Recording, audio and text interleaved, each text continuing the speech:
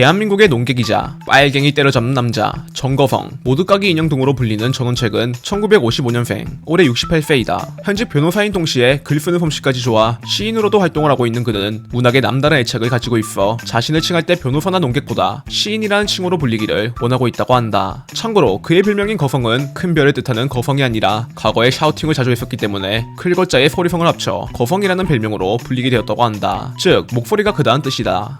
전원책은 어린 시절부터 글쓰기를 잘했다고 한다. 초등학교 1학년 시절 처음 참가했던 백일장에서 상을 받아 본격적으로 글쓰기에 관심을 가지게 되었던 전원책. 이후 시간이 흘러 고등학교에 들어가 문예부의 반장으로서 활동하며 꾸준히 백일장에 나가 상을 받았고, 대학생이었던 1977년에는 동해단장이라는 시로 한국문학신인상을 수상해 23살의 나이에 시인으로 등단을 했다고 한다. 참고로 전원책과 함께 학교를 다녔던 동창들에 의하면 전원책이 문예반에서 글을 제일 잘 쓰긴 했지만 영어나 수학과 같은 과목에서는 바닥에 가까운 점수를 받았었다고 한다.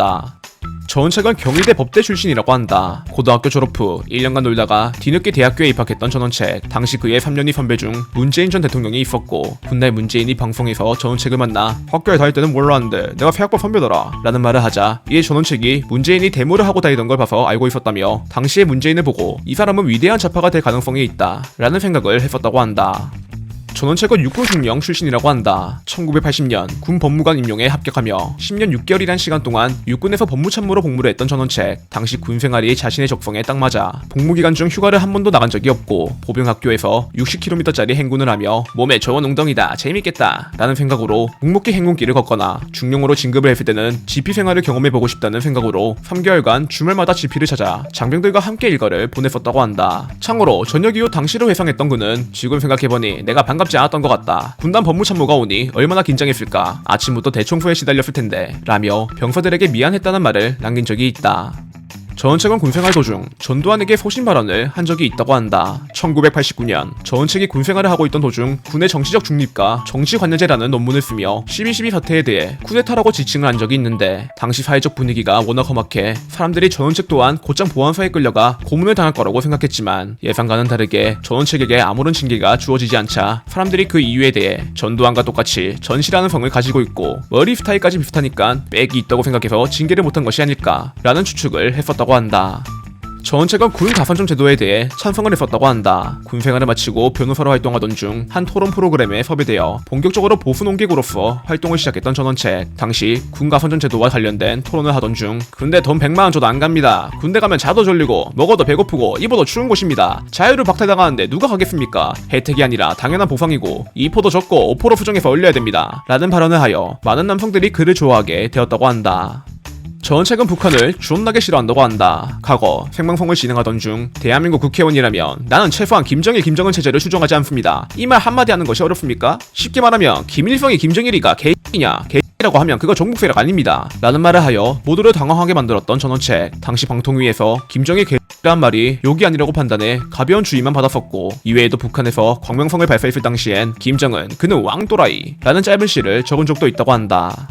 전원책은 토론 도중에 인신공격성 발언을 들은 적이 있다고 한다. 과거 알파걸, 남성을 넘어서는 여성인가 라는 주제로 EBS에서 토론을 하게 되었던 전원책. 이때 상대 측이 동남아의 우리나라보다 민주적이고 성평등한 나라가 많습니다 라는 주장을 해, 이에 전원책이 그런 나라가 어디 있습니까 라며 억지 주장을 팩트로 후들어가고 있었는데, 이때 상대 측으로 참여했던 이안이라는 가수가 불임 문제로 자식이 없던 전원책에게 혹시 자식 있으세요? 아 그래서 그러시구나, 저분이 제 아빠면 참 힘들 것 같아요 라는 인신공격적인 발언을 하여, 이에 분노를 했던 10만 네티즌이 그녀의 미니홈피로 달려가 비난을 하기 시작하자 결국 자신의 잘못을 깨닫게 된 그녀가 불임 부부들에게 사과하는 글을 써올린 뒤 전원책을 찾아가 용서를 구했었다고 한다.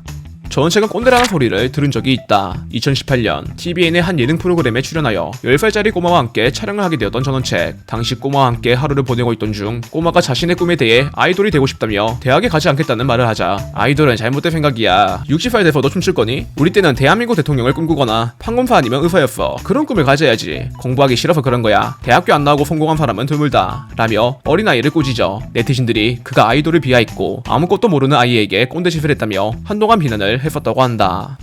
전원책은 도널드 트럼프를 도란뿌라고 부른 적이 있다. 평소 트럼프의 이름을 도란뿌라고 발음해 영어 발음이 일본식 영어 발음인 것 같다 라는 비판을 받았던 전원책. 이 전원책이 직접 해명하길 한국에 이득되는 착한 일을 할 땐 트럼프라고 하는데 마음에 안 들 때는 돌 플러스 i를 더해서 도란뿌라고 부른다 라며, 예를 들어 한미 FTA 재협상이나 하자고 하면 지 이름값도 못하는 사람이라 도란뿌다 라는 말을 했었다고 한다.